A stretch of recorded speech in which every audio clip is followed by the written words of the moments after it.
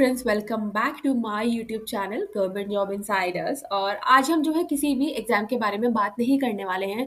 आज हम एक ऐसी जॉब के बारे में बात करने वाले हैं जिसकी बहुत सारी वैकेंसीज यानी कि 41,000 के अराउंड वैकेंसीज आई थी 2024।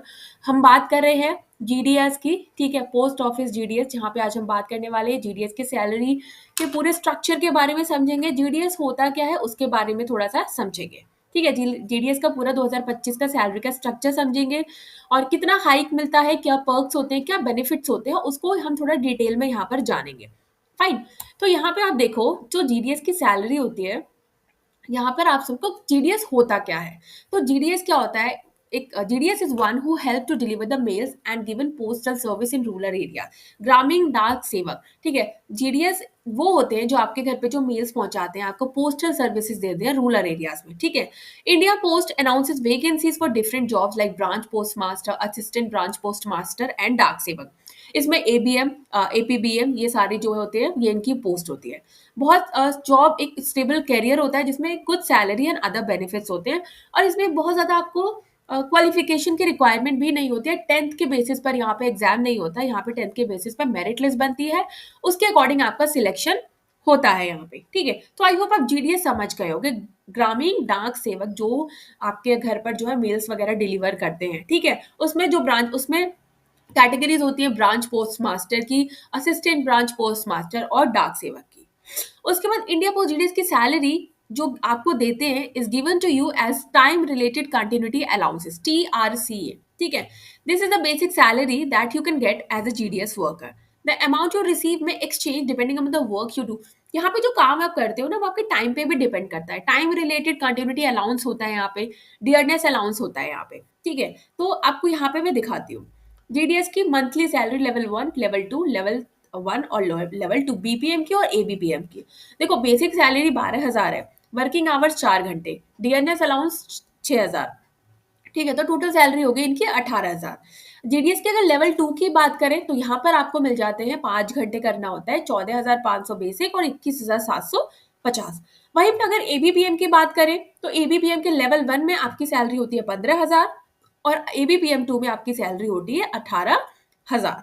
ठीक है, basic salary depending upon the job position and level. जो बेसिक सैलरी होती है ना, वो डिपेंड करती है कि आप किस लेवल पे हो, आप किस लेवल पे काम कर रहे हो, लेवल 1 पे काम कर रहे हो या लेवल 2 पे काम कर रहे हो। ठीक है, your working hours will be 4 to 5 hours ही होते हैं, उससे ज्यादा आपको काम नहीं करना होता।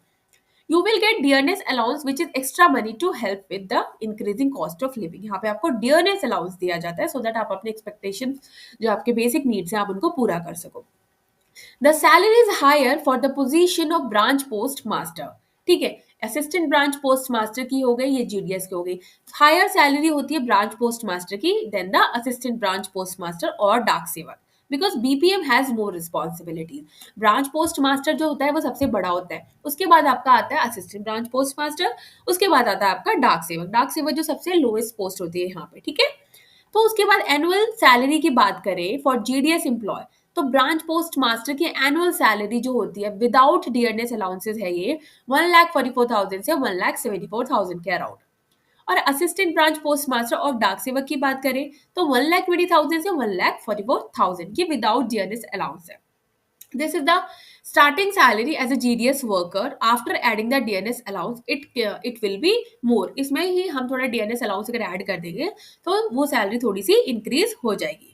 अब बात करते हैं कि GDS सैलरी इंक्रीमेंट और प्रमोशन की बात करते हैं कि the best part of the job is that your salary will be increase every year. यहाँ पे जो आपकी सैलरी होती है ना, वो हर ईयर बढ़ती है। 3% हाइक होता है बेसिक सैलरी में, 4% डीएनएस अलाउंसेस में that they give 2 times in a year. DNS allowance में 4% इंक्रीमेंट होता है 2 times अ ईयर, और आपकी बेसिक सैलरी में 3% का हाइक होता है एवरी ईयर।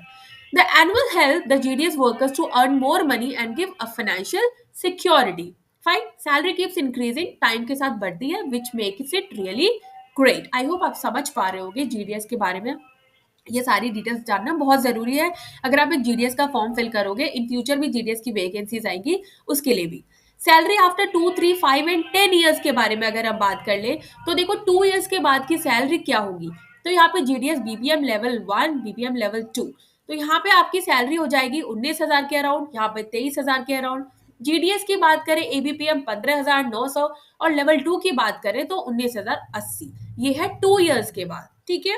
उसके बाद you get a hike in the salary which increase the overall pay and making you financially more stable. उसके बाद after working at GDS in India Post for 3 years this is what your salary becomes.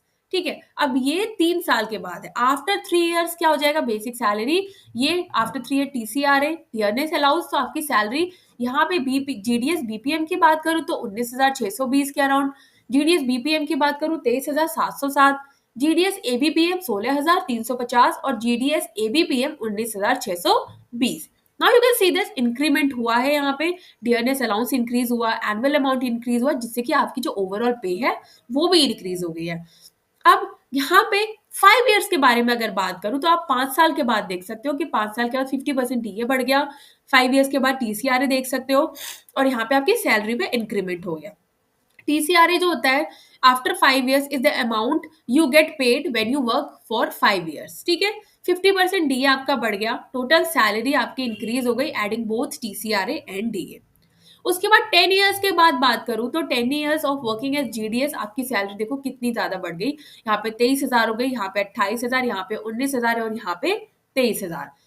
तो ये सारी चीजें हैं आपको समझ में आ गई। 2 साल के बाद, 3 साल के बाद, 5 साल के बाद और 10 साल के बाद आपका टीसीआरए इंक्रीज होता जाता है, आपका डीएस और डीएनएस अलाउंसेस भी इंक्रीज हो जाता है। उसके बाद with the basic salary GDS employ get extra allowances जैसे कि office maintenance allowance. If you are working as a branch post master BPM there will be 500 per month आपको दिए जाएंगे फॉर स्टैंडर्ड अकोमोडेशन एंड 250 रुपए for non standard accommodation के लिए। Fix stationery charges होते हैं, you get 25 rupees per month if you are working as assistant branch post master and Dak saver.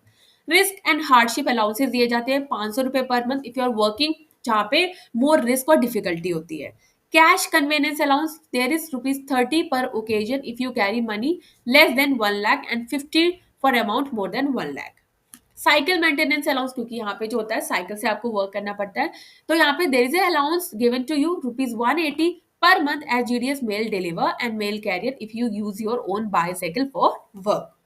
यहाँ पे ये आपको दी जाती है। उसके बाद पोस्ट ऑफिस जीडीएस का डिडक्शन की बात करें तो डिडक्शन कितना होता है, तो सर्विस डिस्चार्ज बेनिफिट स्कीम होती है। जब आप सर्विस से डिस्चार्ज होगे तो एवरी मंथ 300 आपके उससे डिडक्ट होते हैं, ठीक है, ताकि जब आप सर्विस से डिस्चार्ज होगे वो वहां पे आपको दिए जाएंगे।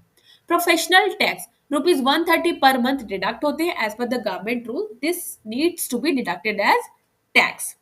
तो आई होप ये सारी चीजें आपको मेरी तरफ से समझ में आ गई होगी। इन फ्यूचर के लिए भी ये बहुत इंपॉर्टेंट है कि अगर आप जीडीएस का फॉर्म फिल करते हो एज अ बीपीएम एबीपीएम, ठीक है, क्योंकि इन फ्यूचर भी ये बहुत सारी वैकेंसीज आने वाली है, ठीक है। तो आपको भी अवेयर रहना है और आपको पता होना चाहिए कि हम जिस फील्ड में वर्क करने जा रहे हैं, जिस फील्ड का फॉर्म फिल कर रहे हैं, उसमें हमारी ग्रोथ कितनी होने वाली है। फाइन।